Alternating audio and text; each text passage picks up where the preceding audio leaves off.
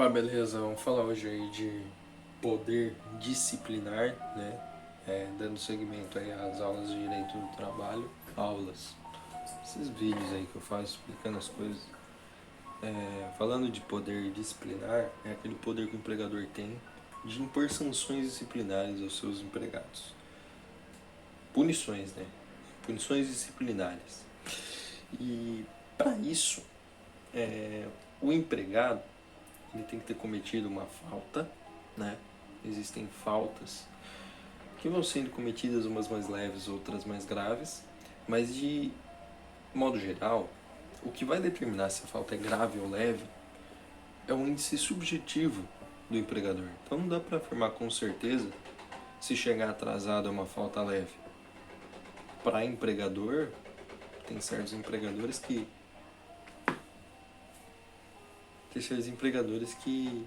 a falta grave é a leve de outros empregadores, né? Então a gente tem que ter isso em mente, porque depende muito do subjetivismo. Dessa forma aí, considerando isso, o que vai determinar de fato o que é uma falta leve e uma falta grave?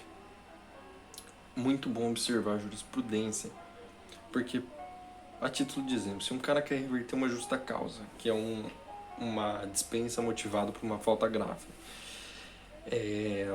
o que vai determinar se a justa causa vai ser revertida ou não é a ponderação do julgador, que tem capacidade de fazer coisa julgada e, portanto, de fechar todas as chavinhas, fechar todo aquele evento, que é a justa causa, de outras influências ulteriores, para sim determinar se de fato aquilo é uma falta grave ou não. Então, sempre bom estar olhando a jurisprudência, estar por dentro aí do que os tribunais têm falado. Mas beleza. O que o empregador deve se atentar? São 3 princípios que ele precisa olhar. 3. Primeiro, imediatidade, ou seja, o que o empregado cometer de falta deve ser punido imediatamente. Eu, empregador, não posso esperar meu funcionário deslizar de novo para eu falar, viu, lembra daquela falta lá atrás? E dar uma nele. Não. Isso porque se eu me esquecer de punir ele, se eu não punir ele tão logo ele faça a falta grave, eu acabo perdoando ele tacitamente. Eu deixo de punir e falo, pô, aquilo lá que você fez, passou, tudo bem. Então, o empregado cometeu uma falta grave contra mim, eu tenho que na hora aplicar uma advertência, uma suspensão, para daí a gente não ficar acumulando, até porque é injusto com o trabalhador, né? O trabalhador chega atrasado um dia, o patrão não fala nada. Chega outro dia atrasado, o patrão não fala. Eu não estou entendendo o que está acontecendo.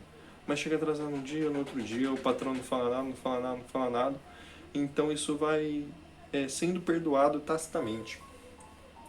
Não, de modo aí, concluindo, né? Não se pode punir uma falta pretérita do empregado. O princípio da razoabilidade. Razoabilidade, a gente deve olhar aí o histórico, a vida pregressa do empregado naquela empresa. Então, se o cara nunca chegou atrasado, um dia ele chega atrasado, como eu vou olhar a vida pregressa dele? Pô, ele nunca chegou atrasado. Isso é uma falta grave, né?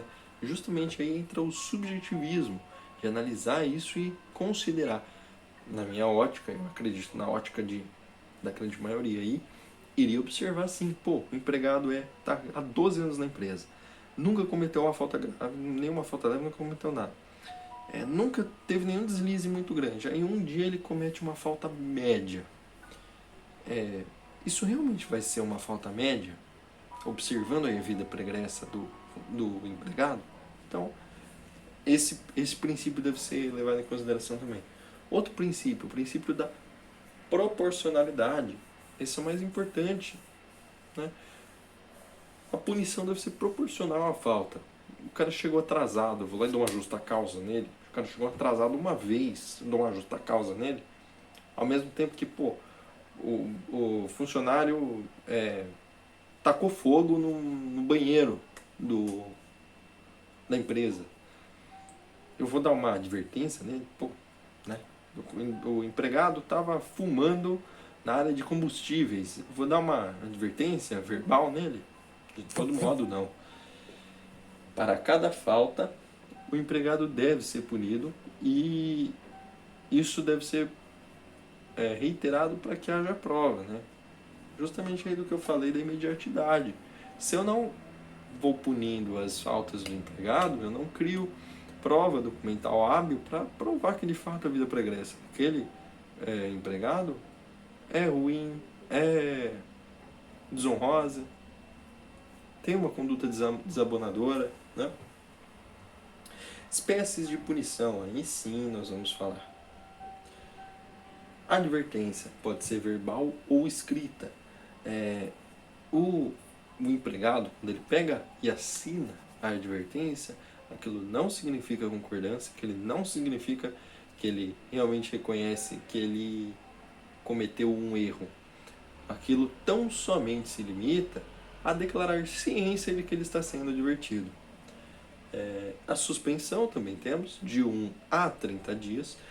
Essa ponderação de 1 a 30 dias, salvo engano, eu acredito que seja porque 30 dias aí já entra num período de afastamento exacerbado do trabalho, tanto é que quando o empregado se afasta, se ausenta do trabalho por mais de 30 dias, resta configurado o abandono de emprego, né, segundo aí, nortes jurisprudenciais.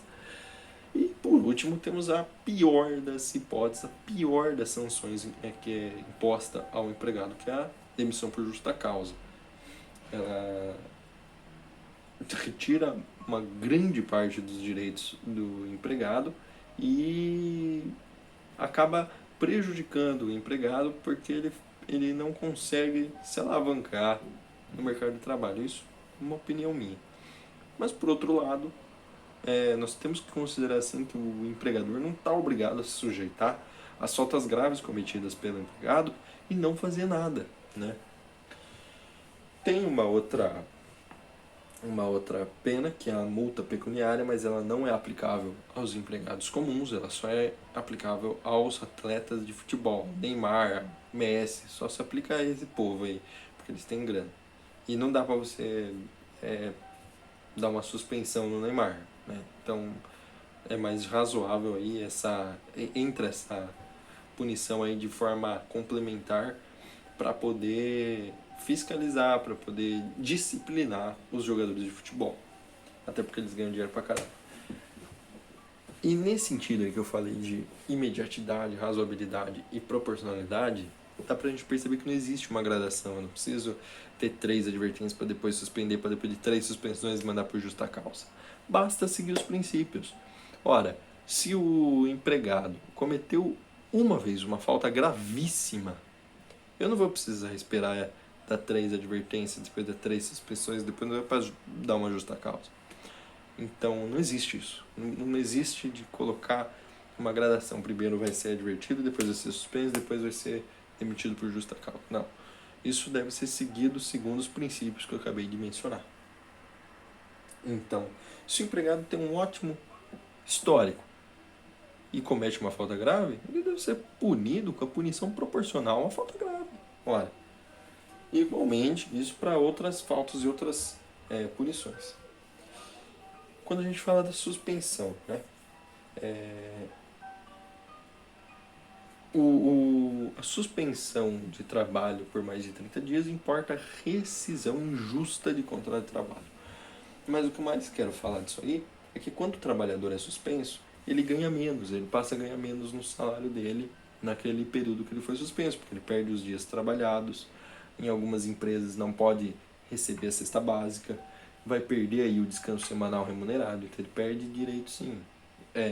Um dia suspenso já implica todo esse tipo de conturbação. Então, por isso que às vezes quando a gente vai falar com o trabalhador, a gente vai falar com o empregado, ou até mesmo, por exemplo, com um preso que progrediu de regime, a gente fala, cara, fica na linha. Porque o quanto você se prejudica com esses deslizes, não compensa, não vale a pena. Né? Não vale a pena. Demissão por justa causa. O que o empregado recebe quando ele é demitido por justa causa? Ele vai perder todos aqueles direitos de saque de FGTS com multa de 40%, perde uma série de direitos, só vai receber saldo de salário, saldo de salário, férias vencidas e proporcionais. Só.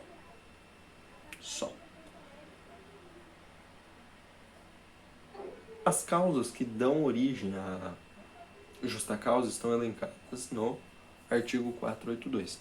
Claro que eu não sei se é aqui que eu falo desse caso, né?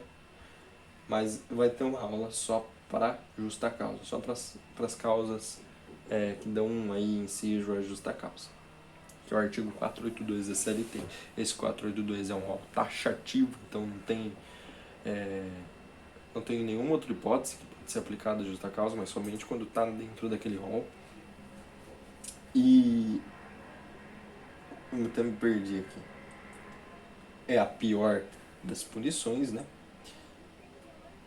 Não pode ser aplicada multa pecuniária em caso de justa causa, porque isso é só pro jogador de futebol.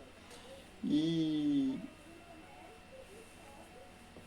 é muito importante falar também no sentido aí de imediatidade, proporcionalidade, razoabilidade, que sim, apesar de não existir uma gradação obrigatória, mas reiterar faltas leves pode gerar uma falta média, que reiterada pode gerar uma falta grave. Então, chegou atrasado, punição leve. Chegou atrasado, punição leve. Chegou atrasado, punição média. E assim sucessivamente. Porque, de toda maneira, o empregador tem que disciplinar o empregado. Tá? Aí, depois disso, já entra aí em contrato de trabalho e seus requisitos, que eu vou deixar para a próxima. Eu espero que eu tenha ajudado.